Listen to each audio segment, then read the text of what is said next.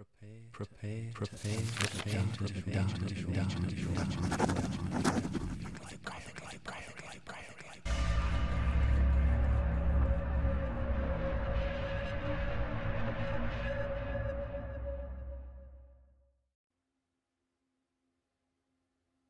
Sebastian, my friend, I think we're near the end of the road. Welcome to my childhood room.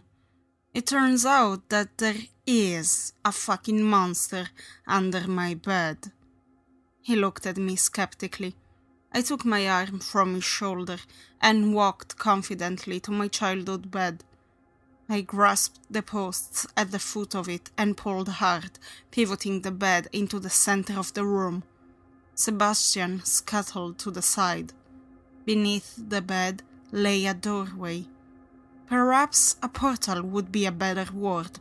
It was a square trapdoor made of the exact same wood as the floor. I never would have noticed it with the bed covering it, but now that it was exposed to the world, and now that I knew what I needed to see, it was quite clear. I knelt down and gently felt along the edges. I saw writing and looked closer. Numbers and words were etched into the wood. It seemed to say 100118987, Gorad 1913. I had no idea what it meant, but it seemed strikingly similar to my father's scratchy scrawl. Remembering where I had first felt the handle the previous afternoon, though it felt much longer ago than that, I rubbed my fingers around the lip that I was sure would open the door. "Peter," Sebastian warned wearily, "are you completely certain that you want to do this? That you're ready for this?" His words still evoked a slew of unbeaten emotions. Irritation, shame, eagerness, and anger. Definitely anger. I looked back at him with what I'm sure was the same level of weariness. "Sebastian, do you know why I didn't kill the bull demon in the hall?" He looked back silently, patiently. I sighed.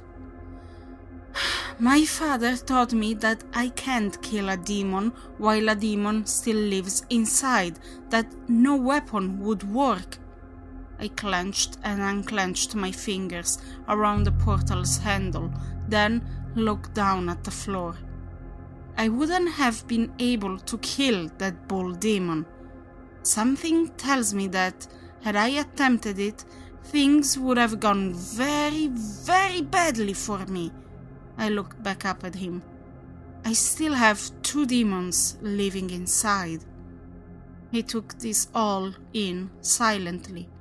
After a moment, he spoke calmly, choosing his words with deliberate discrimination. "After you open that door, Peter, there is no going back, for better or for worse. Whatever happens can never be undone. And that is why I follow the road forward," I responded with equal care. I looked down one more time at the portal. I was struck by the fact that no matter what happened on the other side of this door, my life would certainly never resemble its former self after I pulled it open. That there would always be a before and an after. Well, I thought, no one ever built a monument to the guy who played it safe. Very few statues feature guys eating Cheetos and scratching their balls on the recliner. I pulled open the door. A billow of intense heat met my face. I reeled back and looked up at Sebastian, who seemed genuinely scared. I rested the open door on the floor, stood up, and gave him a grim smile. "Welcome to hell." There was a ladder leading down, hewn haphazardly from the rocks in the wall. I have no idea how there was a rock wall underneath my second-floor bedroom, or how the rock could only have a 3-foot wide opening through which we could climb. I had no idea who had carved the stairs or why its pattern, which was perpetually crooked and was just off, seemed so sinister. I did not know where the heat came from, but the day had been strange, so I shook it off. We must have climbed at least 30 feet before hitting the bottom. It turns out that hell is much closer than we like to think. Much closer than we like to think, and likely of our own making. I stepped away from the final rung as Sebastian followed after me. We were in a room. It was a cave that had a distinct occupied feeling, though we could see no one at the moment. There were several small fires on the ground. I got the eerie feeling that they were not natural fires and would be vulnerable to any salt that we sent their way. The light was just enough to reveal that we were in some sort of antechamber. The series of small fires lay in a great room just beyond the threshold in front of us. Sebastian and I looked at each other. The flames reflected off of his eyes, and the beads of sweat shone on his forehead like shattered glass. The rest of his face was dark. "Peter, we need to be ready for what comes next. Rosa is out," he instructed. I did as he told and checked my bag of salt. Still half full. I then pulled out the watch, knowing and feeling that I would need it soon. And I reached around for the book. "Hold this pocket watch, Sebastian. I think you know how unique it is. It will be helpful." He took it solemnly. I held the book up to the firelight and opened it with both hands. I don't think we'll be able to get through what's next without the watch. My parents had known about the door more than they ever said. Far, far more than they should have said. I needed to see their words now. They owed it to me. It was impossible to read in the near darkness, so I wandered toward the flames in the open room. "Peter, be careful," Sebastian warned. "I think someone knows we're here." "Don't worry, I just need to read this." A slam interrupted my response, nearly knocking me backward. I reeled, then looked behind me to see what had happened. A large metal door had closed on the antechamber, sealing Sebastian on the other side. I ran to the door and slammed on its surface, calling Sebastian's name. I could feel how thick the metal was just by pounding my palms on its face. I knew, even as I hammered as hard as I could, that my efforts would be fruitless. I finally stopped, heaving, and leaned my head against the door. I had no idea how I would get out, and though I had no idea what the room held, I was certain that I would not be able to face it alone. I felt like crying. I wanted my mom and dad. Then I heard a man. "Hello, Peter." His voice was serpentine. "I've been waiting many years for you." I turned around to a person I did not recognize. Despite this fact, I somehow knew two things were almost certainly true. This was not the first time that we had crossed paths. And he meant me harm. He looked old, nearly ancient, but in no way frail. His white hair was slicked back on his head, and his white goatee curled in under his chin. He wore a hideous, gaudy gold robe. The man was standing in such a way that the floor fires flanked him perfectly. He was clearly quite pleased. I started breathing heavily. The air, which was already warm, took on the quality of a suffocating blanket. Who are you? I rapidly tucked the book back into my waistband and hid the rosary in my pocket. He grinned widely. Guess, Peter? Hearing him say my name sent lethal chills down my soul. It was just so wrong that he knew it. A word flashed into my mind. Are you Goran? I asked timidly. Very good, Peter, he said with a grin. When he spoke, a forked tongue flicked forth. I stilled myself, wondering what he had planned. I wish Sebastian were here. But I guiltily missed the watch more. My heart raced. Damn, it was hot. What are you? I asked, trying to sound bold.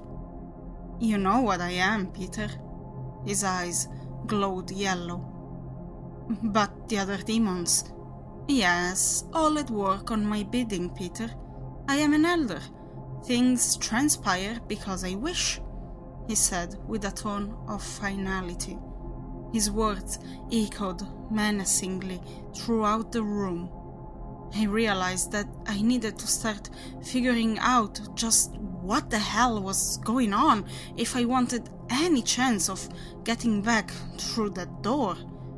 In retrospect, climbing through it seemed to be a very stupid idea. So, why do you want to have me here? I pressed. He walked over to me in several long, quick strides. Because you closed the door. A cloud of sulfuric odor wafted from him. But something else was more distinct. I could see the pronounced, painful-looking bruises of 4 fingertips and a thumb visible on his neck just above the golden collar of his robe. I gasped. You're the one I sent back to hell, I said in a whisper. He glared at me. And I have been looking so forward to you joining me here. I pressed my palms against the rock wall behind me as shivers continued to run up and down my back.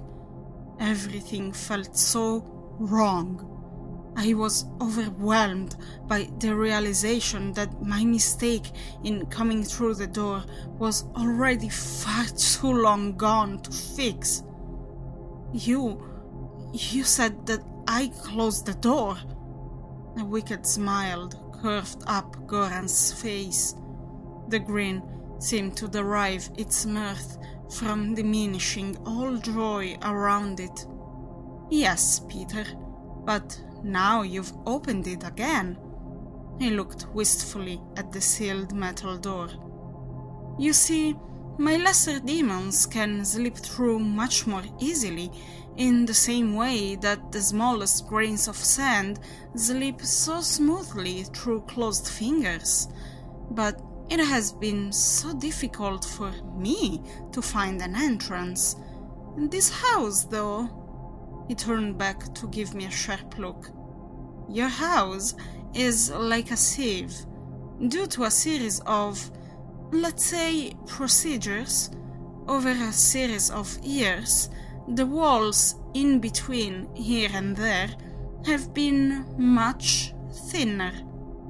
My breathing quickened, threatened to get out of control. How much had my parents done, and over how long a time span? You'll imagine my surprise when, upon finally breaking through, I found myself frozen mid-rise. I had begun to think that I was about to face someone extraordinary. My mind was starting to spin. How much did he know? Was he aware of who my parents were? Who I was? Did I have any card to play at all? But I was wrong, Goran continued, eyes truly ablaze, forked tongue flicking. I faced a man who was nothing special whatsoever. My stomach dropped. If he was hoping to intimidate me, it was working. I realized quite quickly that you had no special qualities, that whatever pedestal you stood upon represented nothing more significant than an ant on the shoulder of giants. The heat was suffocating. The sulfuric air did nothing to help my heart rate, which was demanding more oxygen by the second. I faced you. I threw you back. I was saying it to myself more than I was to him. In between soiling yourself and crying about your hand. Goran spat in disgust. Clearly, you were blindly following a path that someone else had set before you. No, I knew you'd be an easy enough target, that my expulsion would be temporary. He continued in a softer tone. I knew that you'd get my message to come home. I crouched to the floor. So the whole trip here, it was to get me to open the door again? He rolled his yellow eyes. Yes, genius. Thank you. And now that it has been opened by the idiot who closed it, I will be free to pass through as I wish. I began to control my breathing. I had to. The demons that I had faced, within and without, were real. No one could take that from me. Goran knew it too. He was getting inside my head. I was letting him. Time to stop. Time to think. Sebastian said... He laughed. I have watched him for some time. You must realize that his weakness is overwhelming faith. Do you regret the faith-based decision to enter the house and open the door? I started looking around for something. Anything. There had to be a way to solve this puzzle. Or at least something I could do to claim that I was trying when I died. That may very well have to suffice. A passage of my father's text ran through my mind in that moment. Never, ever forget, he had warned, that any battle worth fighting is one that you may very well lose. My eyes desperately scanned the room, the walls, the fires. The hopelessness was starting to press down on me like a weight. And then I saw it, in the flames. I looked quickly back to Goran.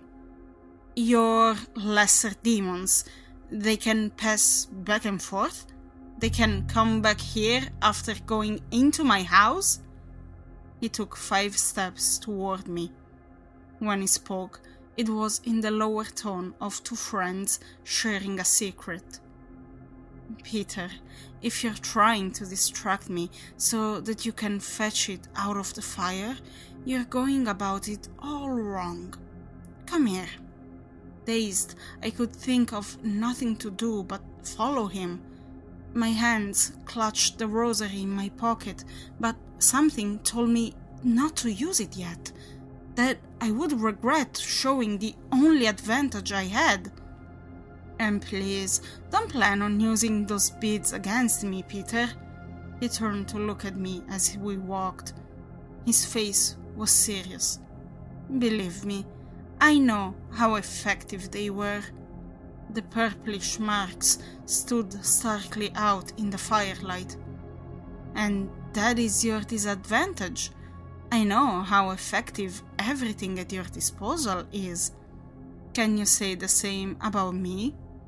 He stopped and smiled next to one of the fires. and wreathed in a ring of the flames, resting against a stone pillar in a tiny island of floor that was free of fire, lay a sword. I knew exactly what it was. It would have fit perfectly into the empty brackets in my parents' secret room. Blessed by 2 different popes, Goran offered enthusiastically, sure to slay any demon that haunts you. My mind spun with what options I had.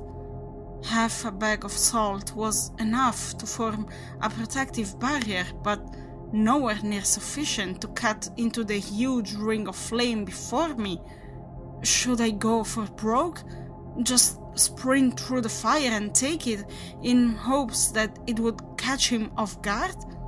Would I survive such a stunt for even a few seconds? Peter, he offered condescendingly, stop trying so hard to figure out a way to get the damn sword. He turned and walked to the middle of the room. The truth is, he called over his shoulder, I'm just going to give it to you. He waved his hand casually and the flames instantly disappeared. I stood dumbfounded. It had to be a trick. When I went to pick it up, he would just barbecue me, right? But what choice did I have? If I was going to die, I could at least say it was standing upright on the 2 feet of an idiot. Honestly, it seemed like the best of limited options. My vision swam as I walked across the stone floor that had been aflame just moments earlier. I closed the distance to the sword, then got near enough to touch it. I took a deep breath and picked it up. Nothing happened. It was heavy in my hand. Goran called to me from the center of the room. Bring it over here, Peter. I could hear the wicked grin in his face, even though I was looking down at the sword. I have something to show you. I looked up at him and took several tentative steps forward. He extended his arm to the darkened back of the room, gaudy golden robe dangling freely. Someone wants to meet you, Peter. One shadow, then another, emerged from the darkness. I know that you have demons left to slay, he went on. His voice got quieter, but it echoed so much louder in a place that seemed to have gotten very still. And no one leaves this room until that battle is over. Some won't leave at all. Wave after wave of nausea hit me. My trembling thighs gave away, and I fell to my knees. The 2 figures were still hidden in shadow, but I could see tiny flames flicker below their footfalls as they walked forward. Were their eyes glowing yellow? I couldn't tell for sure. Come on now, Peter, Goran said in mock encouragement to my kneeling frame. You really should rise to the occasion. There, emerging from the darkness with inscrutable expressions on their faces, stood the figures of my parents.